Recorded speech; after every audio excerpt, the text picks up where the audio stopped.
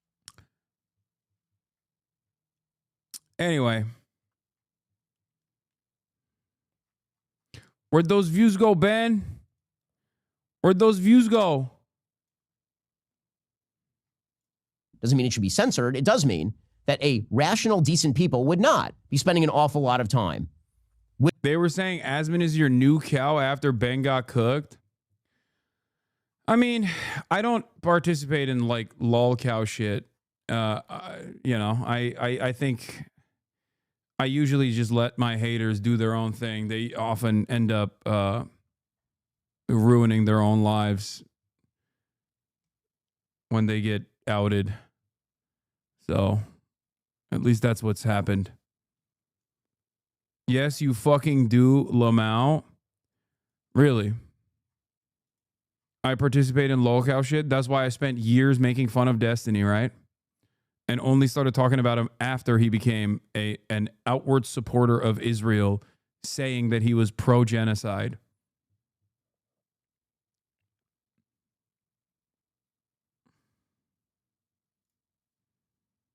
But why would anybody hate you? There's plenty of fucking reasons. Are you kidding me? People's understanding of the world is that in order to be a socialist, you must actually live like a vagrant.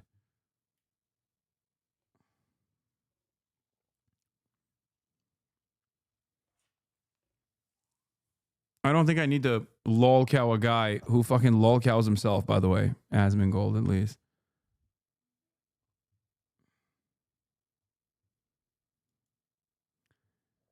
Oh, she probably deleted her other fucking Israel tweets. Oh my God. Amazingly, not a single elected Democrat is here to celebrate this historic event in Jerusalem, a bona fide signal that they do not stand with Israel. This snub will not soon be forgotten, not in America or abroad. Hashtag U.S. Embassy in Jerusalem. Hashtag promises made. Hashtag promises kept. Now, I can't retweet this because Clandis blocked me a very long time ago, but I certainly can fucking take a screenshot of this. Feel me?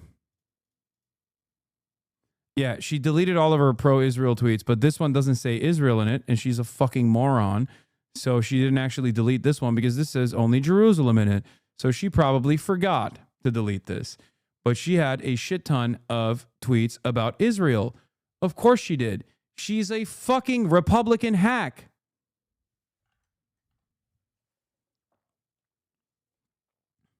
Oh, I guess this does say Israel. Never mind. I guess she forgot to delete this one. I don't know. But she had a bunch of other pro-Israel tweets. I know for a fucking fact.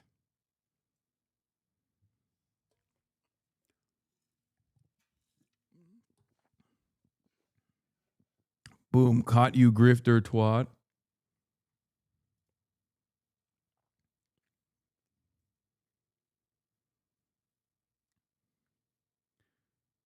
You can QRT if you just copy paste the link in your tweet. Wait, really? She'll delete it if I just QRT it anyway.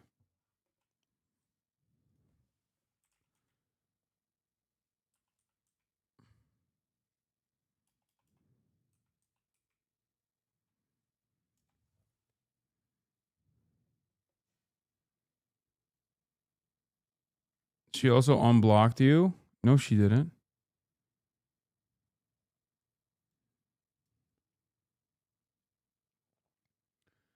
Isn't part of her anti-Semitism from her experience with Ben like she's just justifying racism with her departure from the Daily Wire? No, she was fucking... Dude, she was already anti-Semitic. What are you talking about?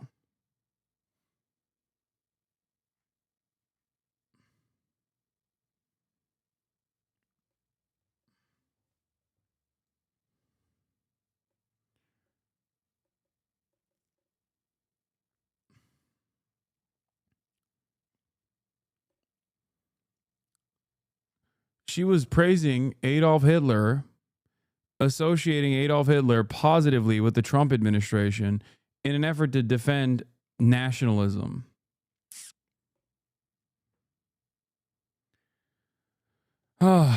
Anyway. Guy who became anti-Semite because Ben Shapiro is so annoying. Yeah, that's not what happened here.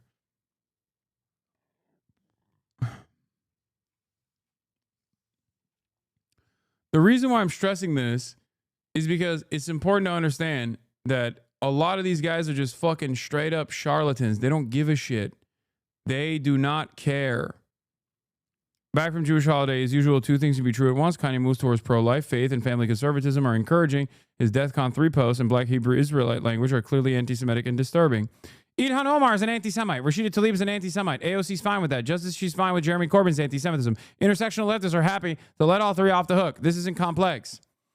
4. Jewish belief and practice should make it more difficult to vote for a party that celebrates and champions Jew haters like Rashida Tlaib and Ilhan Omar.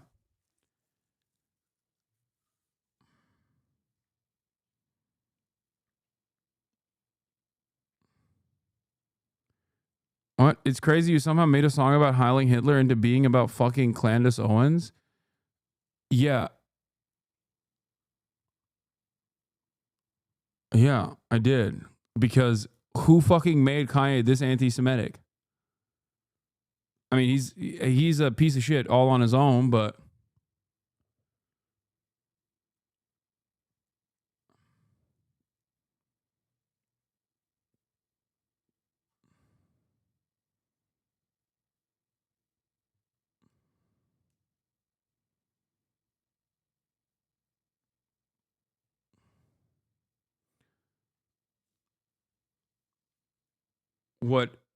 What took place, why did Candace block you many years ago? She turned Ye into Yadolf. He's always been a Nazi. He's just not as open with it. No, I know for a fact from background information that Candace Owens played a formative role in Kanye West becoming a right-wing, Kanye West developing right-wing politics. Okay?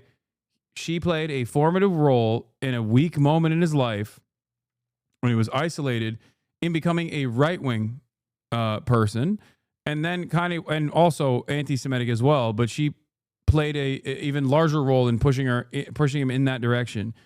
He was the one who was doing White Lives Matter. There is not that much of a fucking...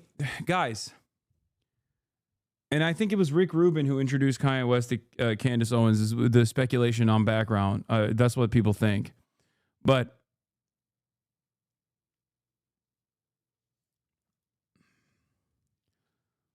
like, there is not that much, there is, it's not weird for people who do this to then turn around and be anti-Semitic. Like, these things are in line with one another. Okay? And yes, that Ben Shapiro, this Ben Shapiro video is from that 1 week where Kanye West was like super fucking right-wing and then was starting to openly be more pro-Hitler. Okay? And then in that week-long sequence, he went on Alex Jones and was like talking about how Adolf Hitler invented the radio. You can't say shit like that. At most, she had an influence, but he's a full fucking adult. He did what he did. I'm not taking away the responsibility from Kanye West for his own Nazi bullshit. Okay? But she was a prominent influence in his life. That is just the truth. Okay?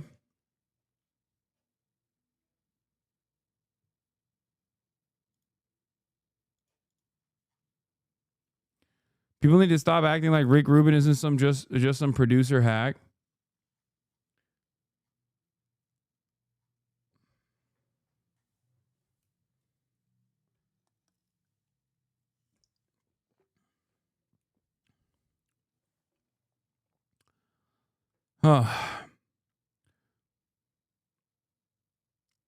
Anyway. So yeah. Back to Ben. With those sorts of folks promoting that sort of trash. But once it starts mainstreaming via social media, then all the bad ideas of the past get to come back. So that's exciting.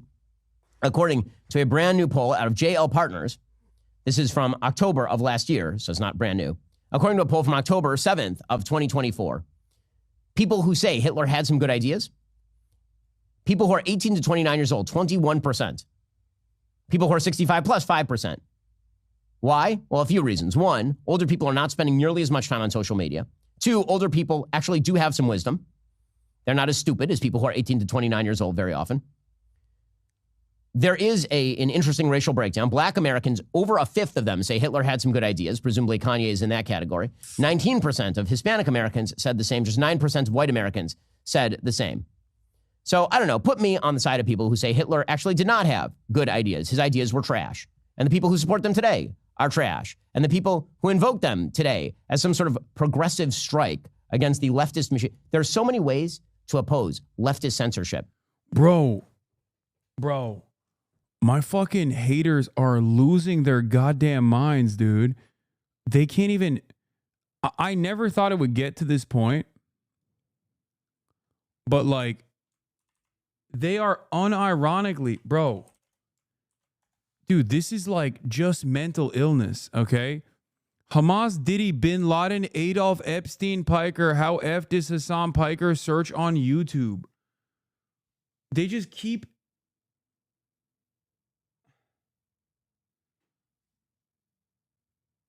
I don't... What the fuck is going on?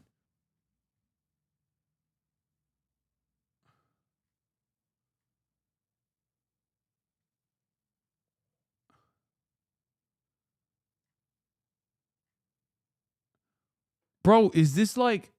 Are people's brains just actually fucking melting? What's happening? People are losing their goddamn minds, dude. They're getting dumber and dumber.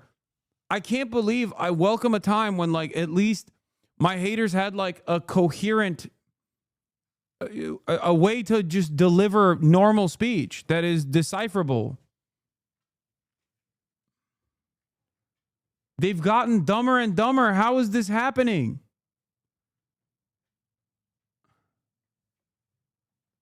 Hello. Okay. Look who's here. Hi. What's up? No, you're shedding too much. You're shedding too much. I can't have you on. I can't have you on my lap. My haters are fucking devolving. Bro, oh god. Okay. Well, there it is. All right. Oh my god. Okay. What the fuck is dude. They used to be able to put together coherent sentences. I don't know what is... I'm sad. I'm saddened by the state of society. Valuable ways to oppose leftist censorship. There are so many things that can be said that the left doesn't want you to say that actually have inherent, real value. And then there are mentally ill people warbling into a microphone using autotune. By the way, I hope that whatever Kanye is making off his songs, he's paying a percentage to autotune. Because my goodness, autotune is basically writing his songs for him at this point. I'm so glad that our pop culture has moved in this wonderful direction. Exciting stuff. The news moves fast. Bad news moves fastest of all. Every day it gets harder to tell what's real, what's manufactured, to control and discourage us. The world doesn't need more noise. It needs more facts. That's why starting today, we are giving you more of the Ben Shapiro Show. Oh, yeah. I can't wait to get more of the Ben Shapiro Show. Yeah, ain't nobody's fucking subscribing to your shit-ass website, Ben. You fucking failure. Jesus Christ. Yeah, speaking of failed artists, Adolf Hitler, Ben Shapiro. I'm not going to watch the Leisha Miller video. Thought he was going to hit the ground news ad. There's no way that statistic is true, by the way. There must be some severe data manipulation, misconstruing going on. Positive opinions about Hitler is definitely more common among WASP than black people. The vast majority of neo-Nazis are white, not black. I know. I saw that poll as well. I don't think that poll is good. I don't think that's a real poll. This is not copium. I do think that there's an alarming rate of neo-Nazi sentiment amongst Gen Z for sure. There's multiple different reasons for it, but why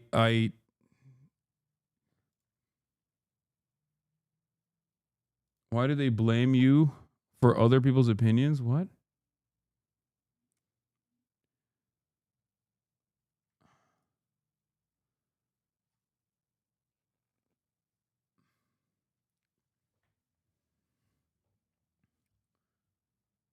Oh, I think most Gen Z are fascists or LARPers. It don't fucking matter, dude. Are you kidding me? Still happening regardless.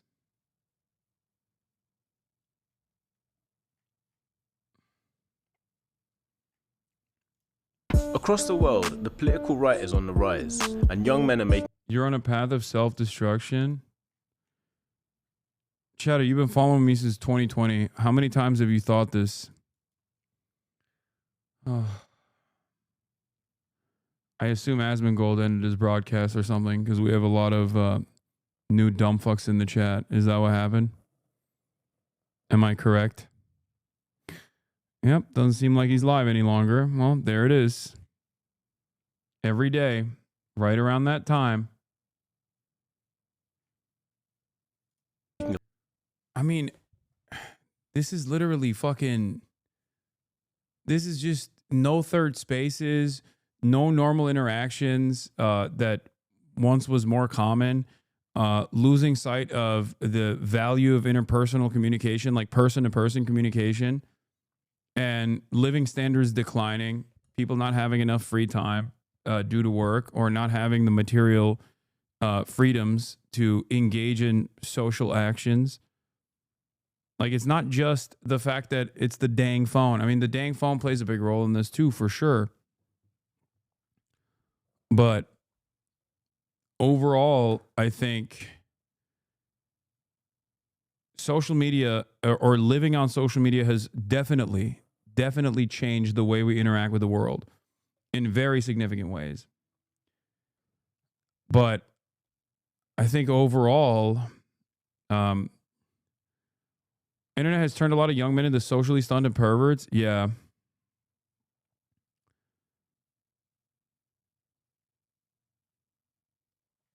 If you can't afford shit, if you have no free time, and also you spend all of the free time that you have on something that is free and immediately accessible, your phone, because all the other stuff costs money, you develop a tendency not to want to go outside. You become less social. And we're social animals as humans. We need that. And the less we do this, the less we have the opportunity to do this and be out in the real world, the more socially stunted we become.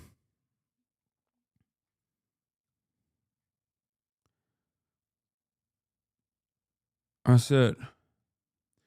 A lot of racism, misogynistic porn. Yeah, that's not the reason. Everybody has, I think, their own personal...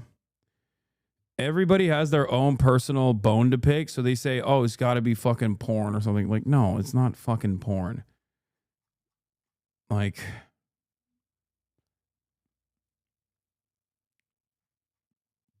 I mean, I don't know what readily available pornographic material does to the adolescent mind. I can't speak on that. I don't know. But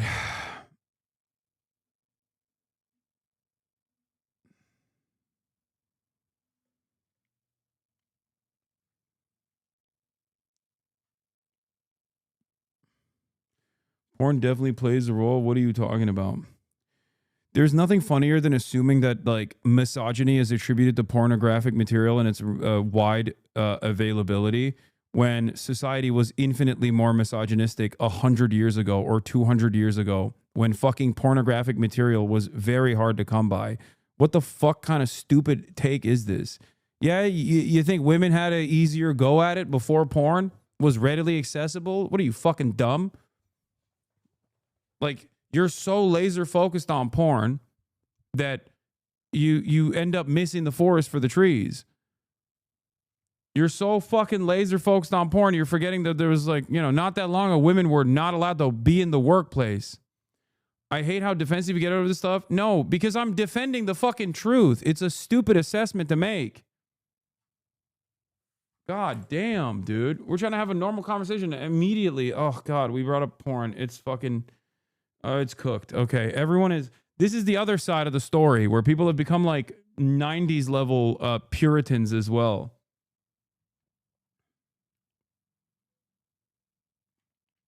I know. The wokes are concerned with porn as well as the right-wingers are too.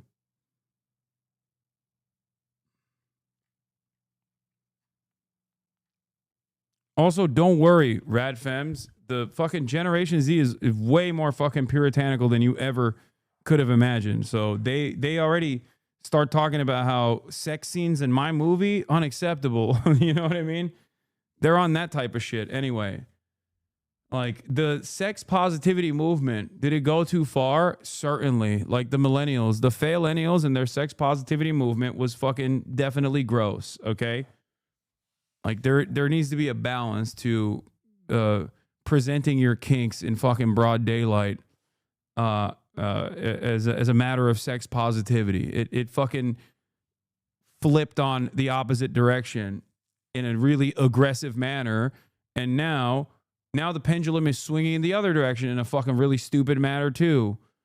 It's just it's all dumb.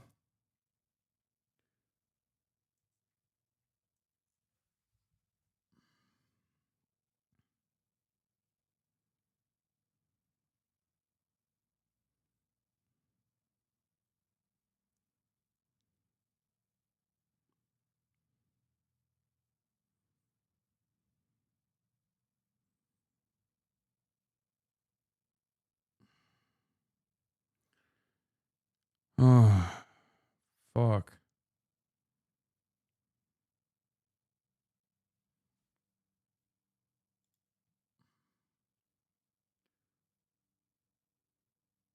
Look at your mic screen. My mic screen? What? Yeah, there's hair on it. So what? Ugh.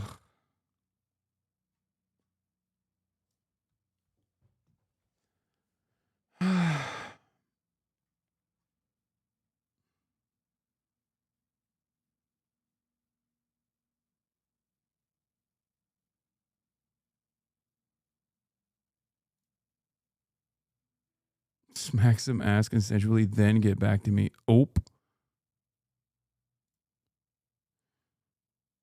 I am spent. Are you rage quitting the video now? Yeah, I'm tired. I'm rage quitting. I still have a fucking long night ahead of me because we have to shoot the podcast super late because everyone else has like weird schedules this week. I think this issue is another example of your charitability. Problem with most insults is fucking entitlement. Men are not owed a wife. It is not your birthright. It's simple. Be fucking normal and decent and you'll do fine. Women have struggles too. But you don't see insane social media coverage about why women are XYZ. These issues affect everyone, but only sad, insecure men seem to get in their fifis. I 100% agree with you. Having said that, it has gotten to a point where it is literally an issue. So we have to identify what the fuck's going on. That's why I try to always tell people that the best possible thing to do is to engage in the act of self-improvement. Yeah, I have to shoot the pod later tonight because we don't have fucking... It's just everyone is like leaving for festivals or some shit this weekend. I don't know. Anyway. Love you guys, and I'll see you tomorrow, okay? Bye-bye. All the shadows trickling in has helped people hate. Sunny Los Angeles, California, says Hasan. The starlight to the starlight to the topic just begun. There he is again, Hasan is streaming. Hasan is streaming. There he is again. Hasan is streaming. Hasan is streaming. Reviewing the P.O. box, Uncle Uger's face. Sudden discord at your prop. Great names take embrace. Tiny Bernie Sanders, LGBTQ Air Force. The whole left at at your fingertips, Ane at your door.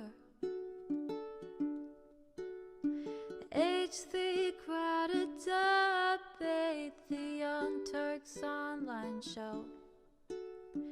3 full fucking years of this, plenty more to go.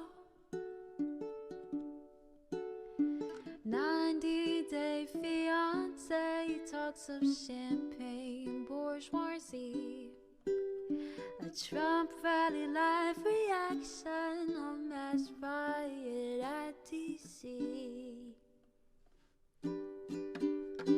There he is again, Hasan is streaming.